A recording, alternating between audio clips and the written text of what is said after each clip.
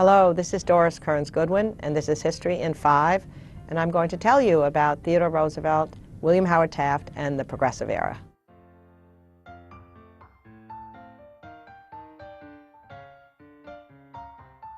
Before the Progressive Era, we had this huge gap between the rich and the poor, women working in factories, maximum hours not even cared about, no workman's compensation, and nothing was being done about it.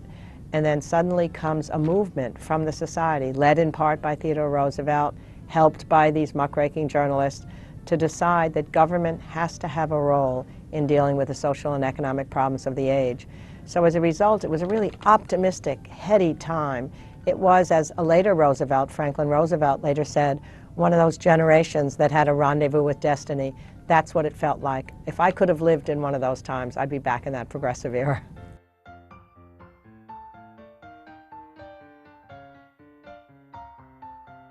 The most important part, I think, of Teddy Roosevelt's leadership was his ability to communicate with his countrymen. He knew how to speak in a language that they understood. He sometimes said that sometimes my Harvard people might think I'm a little folksy in my language and that I'm not sophisticated enough, but I know how to reach the emotions of the people.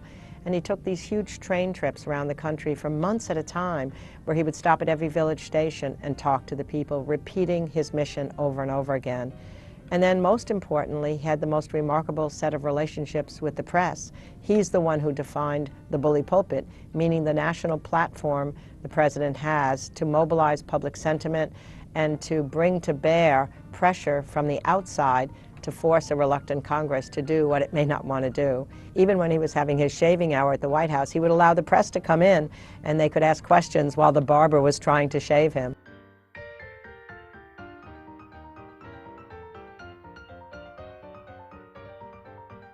Among the people in the press, none were more important to the Progressive Era than a group at a magazine called McClures, founded by Sam McClure, this fabulous, manic-depressive, really interesting character, who gave his staff, including Ida Tarbell, Ray Baker, William Allen White, and Lincoln Steffan, legendary names in the history of journalism, sometimes 2 years to research their projects so that they could come up with stories that could mobilize public sentiment. Ida Tarbell writing about Standard Oil. So stunning were her revelations of the unfair uses that Standard Oil had made in order to become a monopoly that it led to the antitrust suit against Standard Oil. And Lincoln Steffan's writing about the corruption in the city led to the toppling of a lot of old bosses, people sent to jail, and reform mayors coming in. And together they formed a camaraderie that was unlike any they had ever had before. And they looked back on this time years later, 2 decades, 3 decades later, as the most fulfilling time of their lives, because they felt they had a mission and a call to change America, and they did.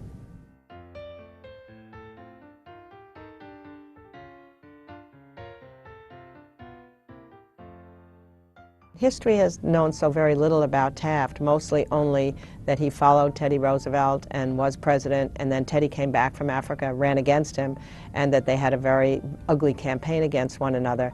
But the story is much more complex and I think more interesting. They'd had a long friendship, 400 letters written over time, over 2 decades. Taft was handpicked by Teddy Roosevelt to be his successor. Teddy actually ran his campaign, telling him, fight, do this, be more like me.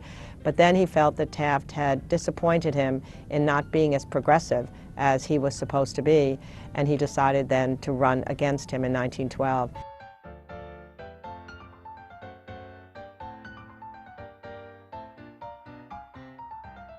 The issues that were part of the industrial era led to a rift in the Republican Party, a split between the progressive wing and the more established conservative wing that once again, history comes full round. We're seeing a split in the Republican Party now that is being called a civil war, which actually was taking place in 1912. And I suppose the cautionary tale for the current Republican Party is when that split took place, before it took place, Roosevelt was able to contain both wings and get a lot done, win an election, keep the Republicans in majority. Once the split widened and he formed the third party, the Bull Moose Party, then both he and Taft and both wings of the Republican Party lost that election, lost the Congress, lost the Senate. So it should tell the current Republican Party that it's sometimes healthy to have dissent within your party, but when it ruptures to the point where you're yelling at one another and really threatening to leave, then history suggests that it's a tough time for that party.